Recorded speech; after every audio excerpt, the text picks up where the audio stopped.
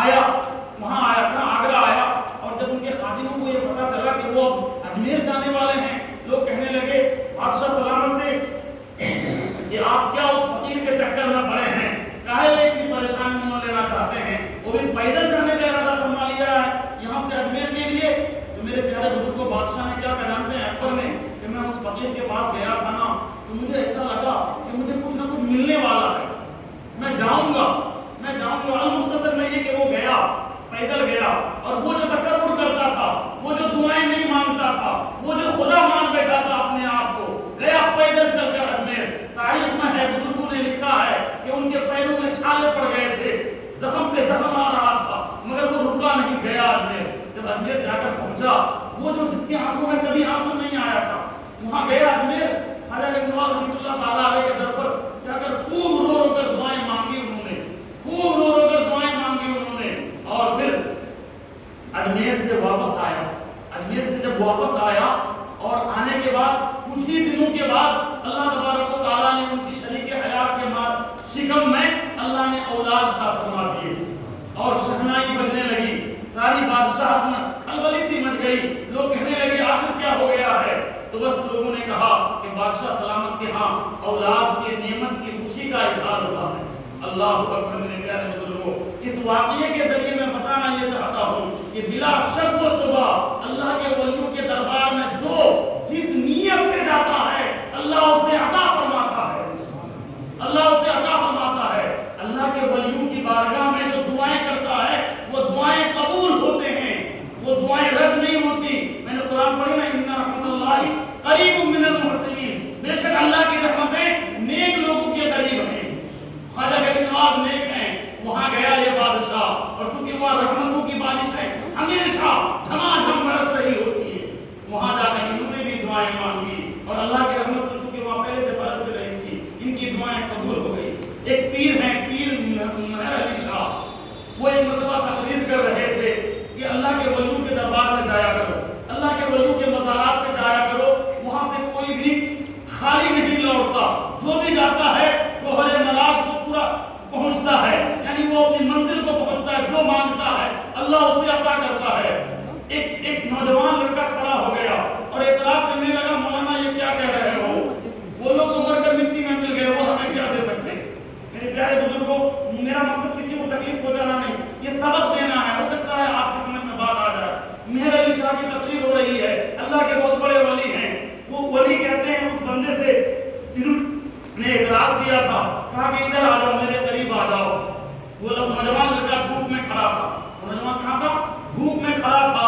وہ قریب آیا، اسٹیج پہ آیا، پنکھے چل رہے تھے، وہاں جو کھڑا تھا پسینے میں شرابور تھا، پسینے میں بھیگا ہوا تھا۔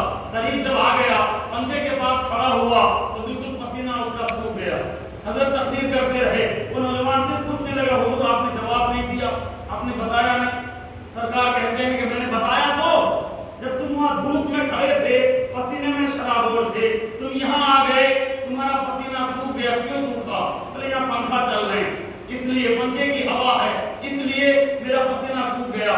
کہنے لگے پیر مہر علی شاہ رحمۃ اللہ تعالیٰ علیہ، یہ پنکھا کس کے لیے لگایا گیا ہے؟ کیا تمہارے لیے یا میرے لیے؟ نوجوان نے کہا یہ تو آپ کے لیے ہے۔ بولے یہ میرے لیے ہے تو پھر اس کی ہوا کو میں نے روکا کیوں نہیں؟ اس کی ہوا صرف میں ہی کیوں نہیں لے رہا؟ تم بھی میرے پاس آئے، تم بھی اس ہوا سے ٹھنڈے ہو گئے، آخر کیوں؟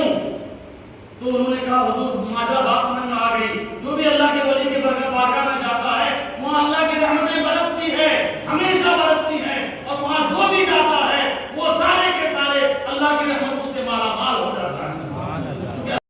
مطلب جن کے دل کو ہم نے اپنی ذکر سے کرنے سے غافل کر دیا، ایسے لوگوں کی پیروی مت کر۔ آگے اللہ فرماتا ہے وَلَا تُطِعْ مَنْ أَغْفَلْنَا قَلْبَهُ عَنْ ذِكْرِنَا وَاتَّبَعَ هَوَاهُ وَكَانَ أَمْرُهُ فُرُطًا۔ اللہ اکبر۔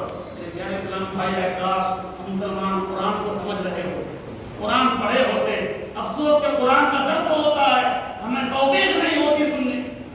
حدیث پڑھ کر کے روز سنائے جاتے ہیں، 90% لوگ اٹھ کر بھاگ جاتے ہیں۔ یہ وہ لوگ ہیں جنہیں دنیا کی فکر لگی ہے، یہ وہ لوگ ہیں جنہیں دنیا کی چاہت ہے، یہ وہ لوگ ہیں جو دنیا کی طرف بھاگ رہے ہیں۔ اور اللہ قرآن میں کہتا ہے ایسے لوگوں سے محبت کر، ایسے لوگوں سے دوستی کر جو اللہ کو یاد کرتے ہیں۔ اللہ قرآن میں کیا کہہ رہا ہے؟ اللہ کو یاد کرتے ہیں ہم کیا کرتے ہیں؟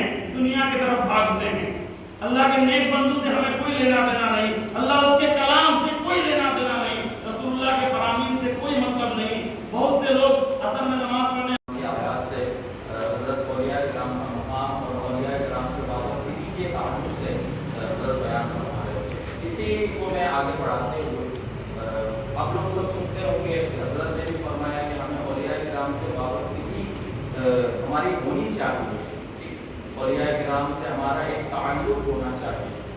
ماشاءاللہ آج خواجہ غریب نواز کی چھٹی کا بھی موقع ہے، تو اسی پر میں آگے گفتگو کرتے ہوئے زیادہ آپ کا وقت نہیں دوں گا، انشاءاللہ جلدی آپ کو فری کر دیں گے انشاءاللہ۔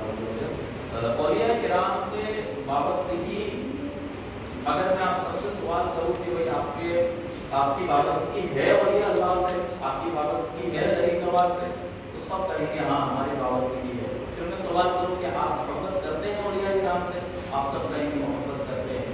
ٹھیک ہے، پھر میں کہوں کہ بھائی خصوصاً آپ غریب نواز سے محبت کرتے ہیں، تو سب کہیں گے ہاں ہم غریب نواز سے محبت کرتے ہیں۔ اور پیارے اسلامی بھائی،